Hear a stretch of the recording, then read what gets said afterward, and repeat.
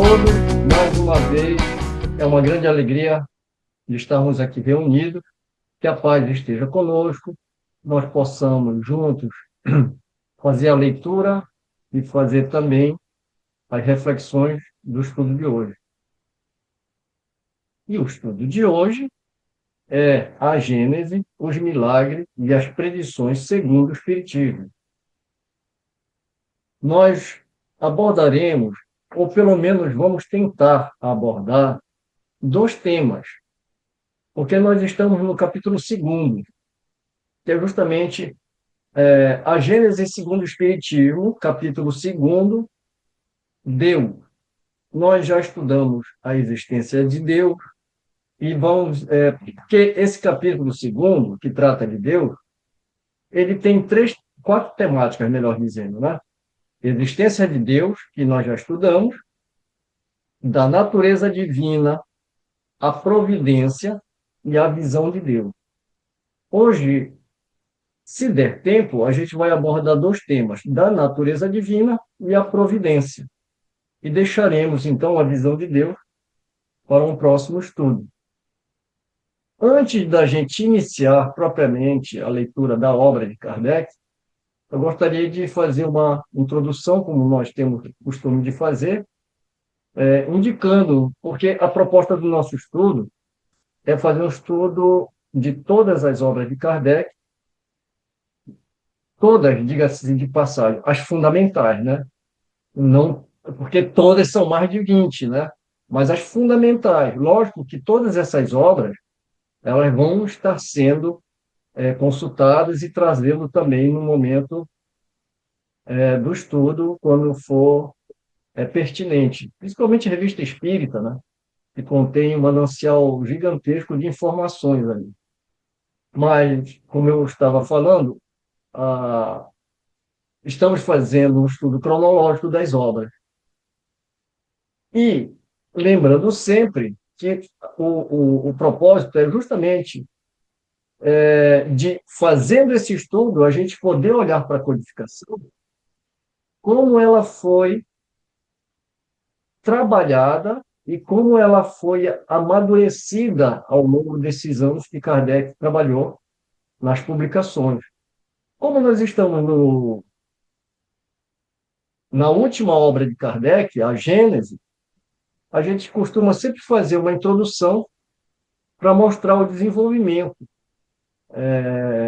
dessas temáticas nas outras obras anteriores. Então, vamos para a introdução, que nós fizemos uma coisa bem sucinta aqui, para a gente ir esquentando, para a gente entrar finalmente no texto de Kardec.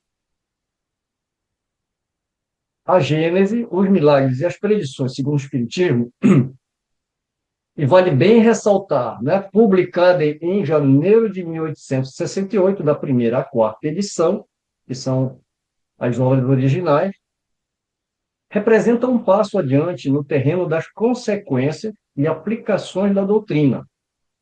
Essa obra foi considerada por Allan Kardec como a cúpula do edifício da doutrina espírita. Lembrando que ele também considera o Livro dos Espíritos como a pedra angular. Então, se uma é a base, a Gênese é a cúpula do edifício. O tema que nós pretendemos abordar hoje, que é natureza divina, no capítulo 2º, Deus, que vai dos itens 8º a 19º, da natureza divina e da providência. Capítulo 2º, que é a continuação, né? Seria o terceiro tema, que vai dos itens 20 ao 30, a providência.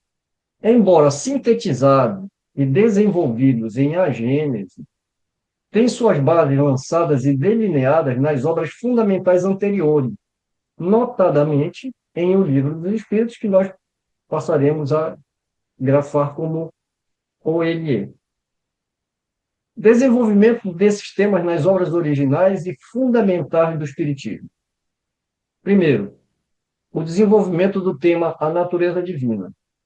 O conceito da natureza divina é estabelecido logo no início de O Livro dos Espíritos, a obra que contém as bases fundamentais do Espiritismo. A base em O Livro dos Espíritos. Em O Livro dos Espíritos, a discussão sobre Deus e seus atributos é fundamental. Capítulo 1, Deus, no Livro dos Espíritos. Primeiro, definição e atributos de Deus. O ponto de partida é a definição de Deus como a inteligência suprema, causa primeira de todas as coisas. O primeiro capítulo de O Livro dos Espíritos já se dedica a estabelecer as provas da existência de Deus e seus atributos. Imutabilidade e perfeição. A doutrina espírita afirma a grandeza e o poder de Deus através da imutabilidade de suas leis, e não por sua derrogação. O poder de Deus se manifesta nas leis eternas que regem os mundos. Terceiro, unidade e justiça.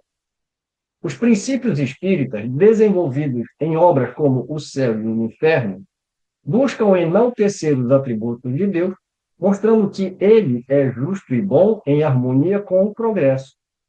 O Espiritismo revela a unidade, a harmonia e a justiça na criação, refutando a ideia de que Deus pudesse ser parcial.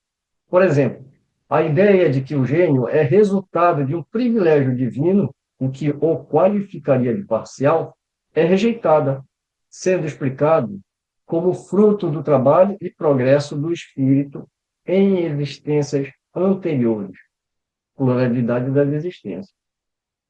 Aqui, no nosso texto, a gente optou por não ficar colocando as indicações de onde que está, que pergunta está, que isso acaba ficando muito cansativo. Eu vou apenas trazer aqui, só para ilustrar, né, um pouco, atributos da divindade no Livro dos Espíritos, nas perguntas 10 e seguinte. Pode o homem compreender a natureza íntima de Deus? Não, falta-lhe para tanto um sentido. Será dado um dia ao homem compreender o mistério da divindade? E ele vai desenvolvendo, né, toda essa temática, e depois ele também vai chegar nos atributos de Deus. Se não podemos compreender a natureza íntima de Deus, podemos ter ideia de alguma de suas perfeições? Sim, de algumas. O homem as compreende melhor à medida que se eleva acima da matéria. Ele as entrevê pelo pensamento. E aqui Kardec faz a pergunta: quando dizemos que Deus é eterno, infinito, imutável, imaterial, único, onipotente, soberanamente justo e bom, não temos uma ideia completa de seus atributos? E os Espíritos respondem: do vosso ponto de vista, sim, porque acreditais abranger tudo. Bem, no texto que nós vamos entrar, na Gênesis, ele vai aprofundar isso, principalmente com relação em que momento que nós começaremos a compreender e ver Deus. E por que que isso não acontece no momento, né? Então, vamos guardar essas informações aqui, partindo do princípio que a gente já estudou, né? Essa parte, e a gente vai ver como é que ele desenvolve. E aqui os atributos, né? Que o próprio Kardec ele vai colocar como observação, né? Vai fazer observação sobre ser eterno, ser imutável, ser imaterial e assim por diante. Quando a gente lê esses atributos descritos no Livro dos Espíritos, e quando a gente tem a oportunidade, como hoje, de ver o desenvolvimento na Gênese, a gente vai ver um texto já bem mais desenvolvido, um texto bem mais trabalhado. O desenvolvimento dessas temáticas nas obras fundamentais. A natureza divina é implicitamente reforçada através do conceito do princípio espiritual. Lembra que nós estudamos o princípio, né, espiritual? O Espiritismo foi o primeiro a demonstrar a existência do elemento espiritual como um dos dois princípios, ou duas forças vivas da natureza: elemento material e elemento espiritual, cuja união indissolúvel explica uma infinidade de fatos. A Gênesis retoma e aprofunda essa questão no capítulo 2, mostrando que a natureza divina, por sua essência, não se manifesta por meio de milagre ou violações de suas leis, mas sim pelo cumprimento dela. O desenvolvimento do tema a providência. O tema da providência, que trata da sabedoria com que Deus governa as suas criaturas e une o universo, está profundamente ligado ao conceito de justiça divina, amplamente abordado nas obras de Kardec. Primeiramente, a base no Livro dos Espíritos. Primeiro, lei de Deus e progresso. O Livro dos Espíritos estabelece a lei divina ou lei natural, que a gente vai ver lá no livro terceiro. A providência atua através de leis que conduzem tudo ao progresso. Os espíritos que alcançam a perfeição fazem-no pelo uso do livre-arbítrio. Segundo, governo do universo. A doutrina ensina que Deus governa o universo imediatamente, mas, para a execução, utiliza intermediário, que são os espíritos. O espiritismo refuta, portanto, a crença deísta de que Deus, após criar as leis gerais, não se ocupa mais das suas criaturas, que seria uma negação dessa providência. A providência e a justiça divina. A gente lembra muito bem, né? O céu e o inferno ou a justiça divina. É onde ele vai mais falar sobre isso naquela segunda parte de exemplo. E os espíritos se manifestam e vão dar um relato da condição de cada um. Nós vamos ver ali, mais ou menos, o passar da escala espírita através desses depoimentos, né? O desenvolvimento mais significativo da providência nas obras anteriores reside na sua justificação perante as desigualdades humanas, usando a pluralidade das existências, reencarnação. Princípio da reencarnação. Já em O Livro dos Espíritos, é ensinado que o espírito passa por várias encarnações, sempre na espécie humana. A reencarnação é apresentada como a chave que explica a desigualdade de aptidões e desenvolvimento moral e intelectual. Justificativa das aflições. Em O Evangelho segundo o Espiritismo, o princípio da preexistência da alma e da pluralidade das existências é essencial para tornar inteligíveis a maioria das máximas evangélicas. Em O Céu e o Inferno, edição de 1865, a primeira, e no opúsculo em O Espiritismo, em sua mais simples expressão, a reencarnação é a única chave que resolve os problemas insolúveis relacionados à providência, como o sofrimento ou o nascimento em indigência, provando que Deus não é arbitrário ou injusto. As tribulações na vida corporal são explicadas como expiação de faltas anteriores, demonstrando a justiça e a sabedoria da providência. A revelação espírita como ato de providência, porque o próprio espiritismo é um ato de providência, né? Uma revelação que é trazido pelos espíritos superiores, ou seja, por Deus através dos espíritos superiores. A própria manifestação do espiritismo é vista como um ato providencial para o progresso da humanidade. Primeiro, intervenção no momento certo. Os espíritos superiores que guiam a obra procedem gradualmente e escolhem o momento oportuno para revelar as verdades, quando a humanidade está madura para recebê-las. Isso demonstra a sabedoria da providência. Segundo, o combate ao materialismo. A providência permitiu o surgimento e a difusão da doutrina para combater o materialismo e o ateísmo, que se tornaram dominantes, trazendo a evidência dos fatos para a teoria. Terceiro, auxílio contínuo. A providência não se limita a criar leis. mas mantém uma incessante solidariedade entre o céu e a terra, onde os espíritos auxiliam o progresso humano.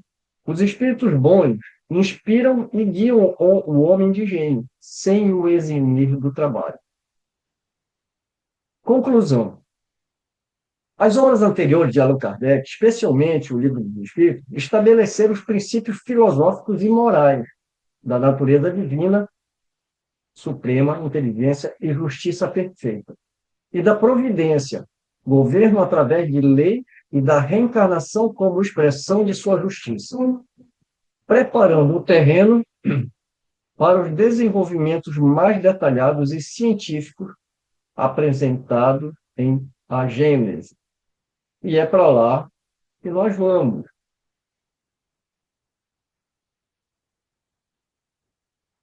Mas antes de ir para lá, fazer uma pausa, né? Me perdoe, eu fiz uma leitura corrida, espero que tenha dado para vocês captarem a essência do que a gente tentou trazer aqui, né? Fazendo um panorama geral sobre as obras anteriores. E é porque muitas vezes a gente não percebe isso, né? Às vezes a gente deixa passar batido. Mas quando você começa a fazer esse estudo dessa forma, de você correlacionar as obras, você percebe todo esse passo a passo, né? Que o Kardec vai construindo, o jeito como ele vai amadurecendo as ideias. A gente vê claramente isso nos textos dele. Que, por exemplo, o último tema desse capítulo que a gente está estudando, a visão de Deus, é um artigo publicado primeiramente na Revista Espírita. Kardec já tinha um esboço da ideia, né? E depois já tinha trabalhado nisso e feito artigos, já amadurecido. E, finalmente, quando chega na Gênese, é como se ele desse o último polimento para aquele diamante vir a brilhar.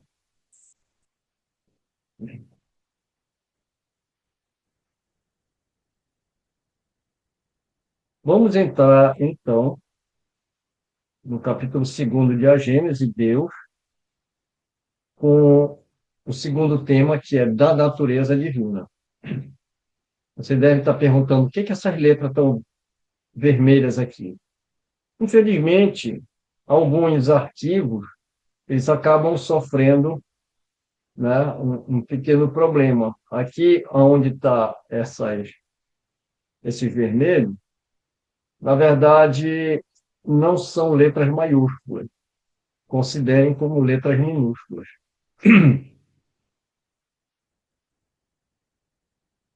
Está errado, né? Na verdade, quando você pega o original de Kardec, essas palavras elas não estão escritas com letras maiúsculas, elas estão com letras normais. Da natureza divina. Não é dado ao homem sondar a natureza íntima de Deus.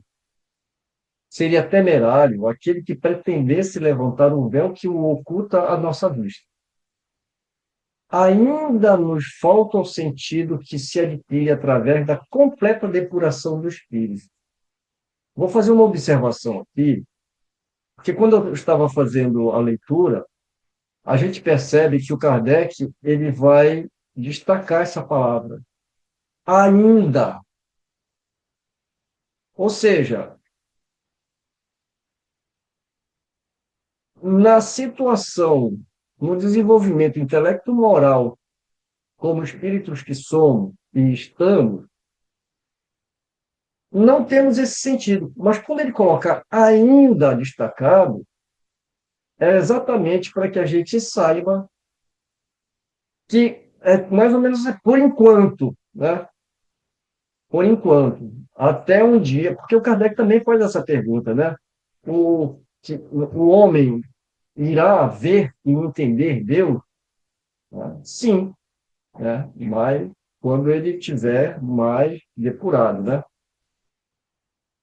Mas Se não pode penetrar sua essência, mas tendo como premissa sua existência, pode ele, pelo raciocínio, chegar ao conhecimento de seus atributos necessários. Pois, vendo que ele não pode absolutamente deixar de ser, sem cessar de ser, Deus deduz daí o que ele deve ser. Parece um jogo de palavras, né? Mas lendo com calma, isso daqui fica muito bem explicado, né? A gente pode imaginar os atributos,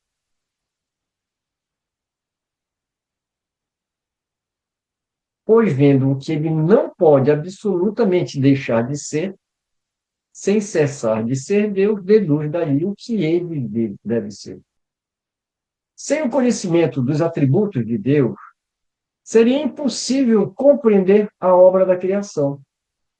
É o ponto de partida de todas as crenças religiosas, e é por não se haverem referido a tais atributos como o farol capaz de orientá-las, que a maioria das religiões tem errado em seus dogmas. Aquelas que não atribuíram a Deus toda a onipotência, imaginaram vários deuses. As que não lhe atribuíram a soberana bondade, fizeram dele um Deus ciumento, colérico, parcial e vingativo. Por isso que isso daqui é muito importante quando a gente está estudando a doutrina espírita e a gente muitas vezes olha essa temática. Eu já ouvi até pessoas falar: mas para que a gente vai estudar Deus? A gente já acredita em Deus. Não, mas que Deus que nós acreditamos? Que atributos nós damos para esse Deus? Né? Porque se for aquele Deus velho testamentário, é um Deus colérico, ciumento, exatamente como ele escreveu. Né? E por isso também que a gente vê em muitas culturas Deus e deuses, como ele colocou. Se ele não é completo, se algum atributo ele não tem em uma perfeição, você vai ter que eleger um outro Deus para ocupar esse cargo aí. E daí se cria o Deus do raio, o Deus do fogo, o Deus do não sei o quê. Então, de que Deus que nós estamos falando? Eu acho assim, acredito que é de extrema importância a gente entender esses atributos de Deus. Só um exemplo básico aqui. Se você admite que existe um lugar no plano espiritual onde pessoas, por terem cometido um erro qualquer, porque os dogmas eles não vão diferenciar o homem que roubou o pão ou aquele que matou um irmão. Pecado é pecado. E ele está fadado à eternidade no fogo eterno. Onde que está a bondade e a justiça de Deus? Já cai por terra esses atributos, né? Que agora nós vamos ver os atributos. Né? Deus é a suprema e soberana inteligência. A inteligência do homem é limitada, pois ele não pode nem fazer nem compreender tudo que existe. A inteligência de Deus, abarcando o infinito, deve ser infinita. Se a supusesse limitada em um ponto qualquer, poderíamos conceber um ser ainda mais inteligente, capaz de compreender e de fazer o que o outro não faria, e assim por diante, até o infinito.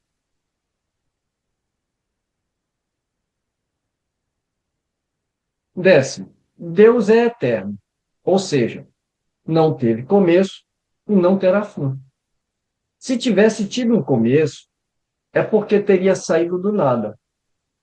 Ora, nada sendo nada, nada pode produzir. Ou ele teria sido criado por um ser anterior, e criado por um ser anterior, e então esse ser é que seria Deus. Se supuséssemos para ele um começo ou um fim, poderíamos então conceber um ser que teria existido antes dele, ou que poderia existir depois dele, e assim por diante até o infinito.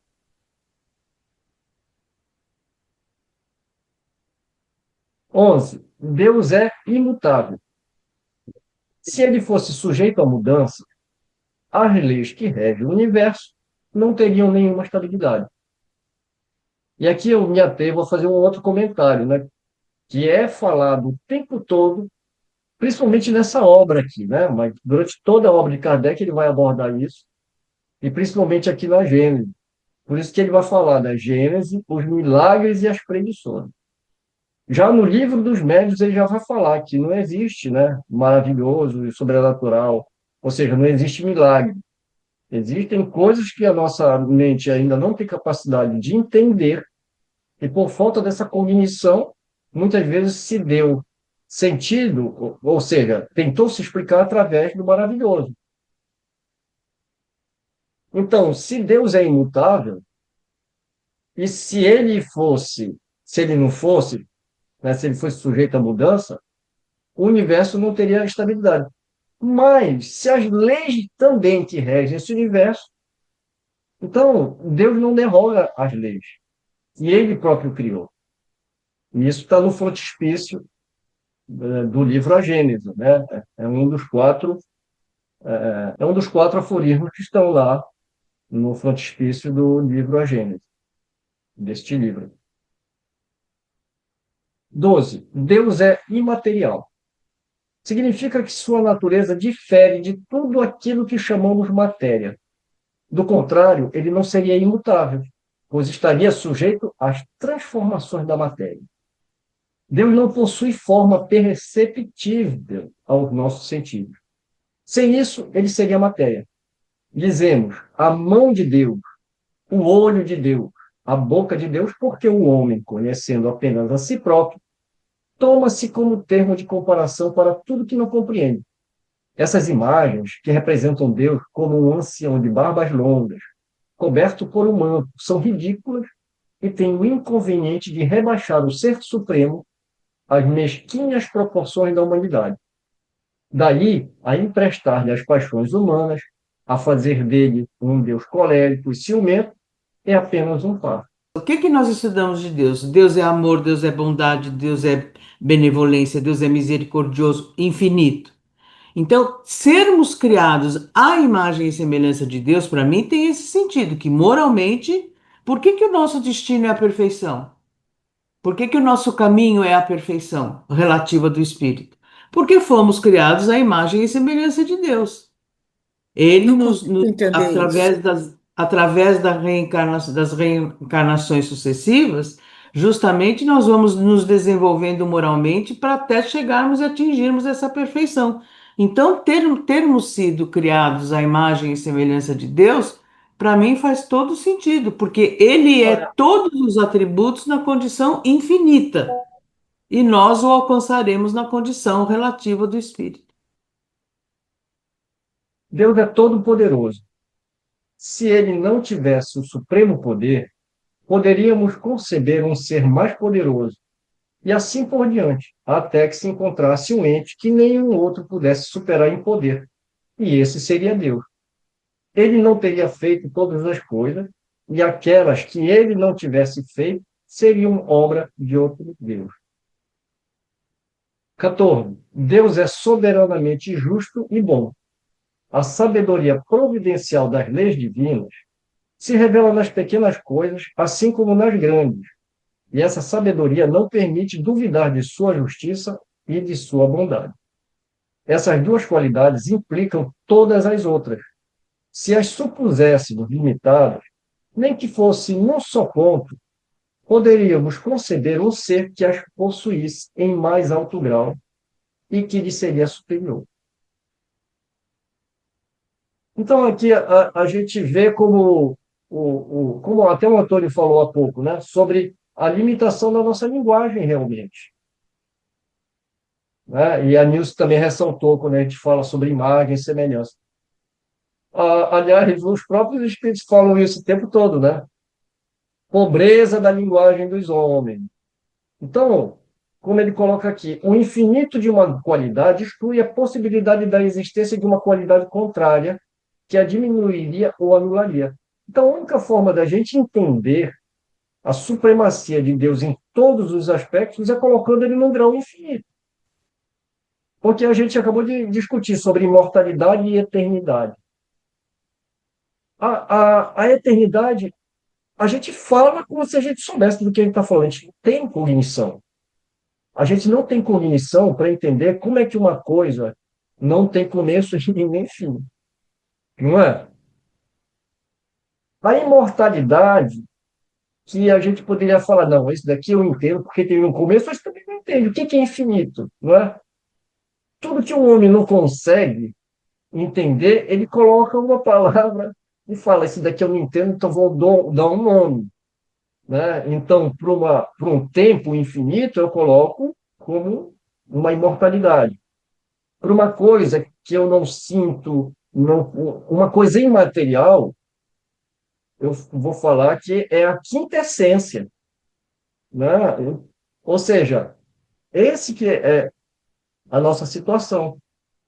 Por enquanto, né? Porque uma hora a gente vai ver e compreender Deus. Mas o Kardec é muito feliz quando ele coloca, né, aqui o infinito de uma qualidade exclui a possibilidade da existência de uma qualidade contrária, que a diminuiria ou anularia. Um ser infinitamente bom não teria a menor parcela de maldade, nem o ser infinitamente mal teria a menor parcela de bondade, da mesma forma que um objeto não poderia ser absolutamente negro se tivesse a mais leve nuance de branco. Nenhum branco seria absoluto se tivesse a menor nuance de negro. Deus não saberia ser, então, ao mesmo tempo bom e mau, pois então, não possuindo nenhuma nem outra dessas qualidades, num grau supremo, não seria Deus. Todas as coisas estariam submetidas ao capricho e não haveria estabilidade em nada.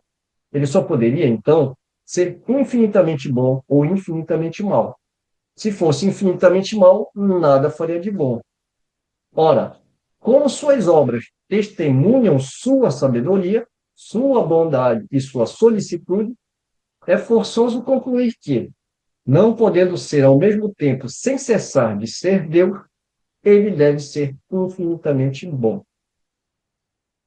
A soberana bondade implica a soberana justiça, pois se ele agisse injustamente ou com parcialidade em uma única circunstância, ou em favor de uma única de suas criaturas, ele não seria soberanamente justo e, consequentemente, não seria soberanamente bom. A gente vai ver no capítulo sobre os milagres, né, inclusive, algumas explicações para aqueles fenômenos, mostrando que Deus não derroga suas leis. Agora, engana-se aquele que acha que Kardec vai explicar tudo. Porque o Kardec, além de tudo, ele era muito honesto intelectualmente, né? Quando ele falava, não sei, ou considero isto como uma hipótese.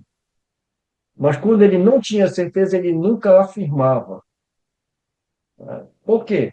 Porque a gente está exatamente na condição ainda, né, evolutiva que nem tudo a gente abarca. 15. Deus é infinitamente perfeito. É impossível conceber Deus sem o infinito das perfeições, sem o que ele não seria Deus, pois poderíamos sempre conceber um ser que possuísse o que a ele faltaria. Para que nenhum ente possa superá-lo, é necessário que ele seja infinito em tudo, sendo os atributos de Deus infinitos, não são suscetíveis de serem aumentados ou diminuídos, pois sem isso eles não seriam infinitos, e Deus não seria perfeito. Se lhe faltasse a menor parcela de um só de seus atributos, não se teria mais Deus, visto que poderia haver um ser mais perfeito. 16. Deus é único. A unicidade de Deus é a consequência do infinito absoluto das perfeições. Outro Deus não poderia existir a menos que fosse igualmente infinito em todas as coisas, pois se houvesse entre eles a mínima diferença, um seria inferior ao outro subordinado ao seu poder e não seria Deus. Se houvesse entre eles igualdade absoluta, seria por toda a eternidade um mesmo pensamento, uma mesma vontade, um mesmo poder. Assim, confundidos em sua identidade, não seriam senão um único Deus. Se tivessem cada um deles atribuições especiais, um faria o que o outro não fizesse, e então não haveria entre eles uma igualdade perfeita, uma vez que nenhum nem outro teria a soberana autoridade. É a ignorância do princípio do infinito das perfeições de Deus que engendrou o politeísmo, culto de todos os povos primitivos. Eles atribuíram à divindade todo o poder que lhes parecia estar acima da humanidade. Mais tarde, a razão os conduziu a confundir esses diversos poderes em um só. Mais tarde, à medida que os homens compreenderam a essência dos atributos divinos, eles retiraram de seus símbolos as crenças que o negavam. Em resumo, Deus não pode ser Deus a menos que não possa ser ultrapassado em nada por outro ser, pois então, o ser que o ultrapassasse no que quer que fosse, ainda que na espessura de um cabelo, seria o verdadeiro Deus. Assim sendo, é preciso que ele seja infinito em todas as coisas. É assim que a existência de Deus, sendo constatada por suas obras, chega-se pela simples dedução lógica a determinar os atributos que o caracterizam. 19. Deus é, então, a suprema e soberana inteligência. Ele é único, eterno, imutável, imaterial, todo-poderoso, soberanamente justo e bom, infinito em todas as suas perfeições, e não pode ser outra coisa. Essa é a base sobre a qual repousa o edifício universal. É o farol cujos raios se estendem sobre o universo inteiro e o único que pode guiar o homem na busca da verdade. Seguindo-o, o homem jamais se perderá, e se tantas vezes se equivocou, foi por não ter seguido o caminho que lhe fora indicado. Esse é também o critério infalível de todas as doutrinas filosóficas e religiosas. O homem tem, para aliviá-las, uma medida rigorosamente exata nos atributos de Deus, e pode dizer a si mesmo, com certeza, que toda teoria, todo princípio, todo dogma, toda crença, toda prática que esteja em contradição com um único de seus atributos, que tenda a não somente anulá-lo, mas simplesmente a enfraquecê-lo, não pode estar com a verdade. Em filosofia, em psicologia, em moral, em religião, só é verdadeiro que não se afasta um só jota das qualidades essenciais da divindade. A religião perfeita seria aquela em que nenhum artigo de fé estivesse em oposição com essas qualidades, em que todos os dogmas pudessem suportar a prova desse controle sem que nada os afetasse. Acredito que hoje tenha sido bem proveitoso, né, as nossas reflexões em torno dos atributos de Deus, lembrando sempre como fica muito claro os atributos de Deus olhando desse ponto de vista que Kardec nos traz, com o auxílio dos espíritos superiores, de uma forma lógica, de uma forma racional, e é até onde a gente pode entender Deus ainda com as nossas limitações. Mas como o próprio Kardec escreve, né? Ainda, ou seja, um dia nós veremos e entenderemos Deus. Eu acho que vai demorar um pouquinho, né? Mas vamos se preparar para isso. Então, vamos encerrando o nosso estudo, agradecendo mais uma vez a presença de vocês, agradecendo a oportunidade desse estudo em conjunto e que nós possamos nos rever nos próximos estudos. Um beijo no coração de todos e até a próxima. Oyasumi Nasai, Boa semana a sayonara. todos. Não, tem que falar direito. Tá falando errado. Você me É? ensinou. Arigatou gozaimasu, Eu me oyasu. esqueci do arigato. Assim não dá. Eu estou ensinando o Padre Nosso para o vigário. Não pode uma coisa dessa. Arigatou gozaimasu. Agora sim, oyasu minasai. Oyasumi Nasai. Tá certo. Então, Até eu já bom aprendi. descanso. Bom descanso. Tchau, queridos. Então, Boa noite.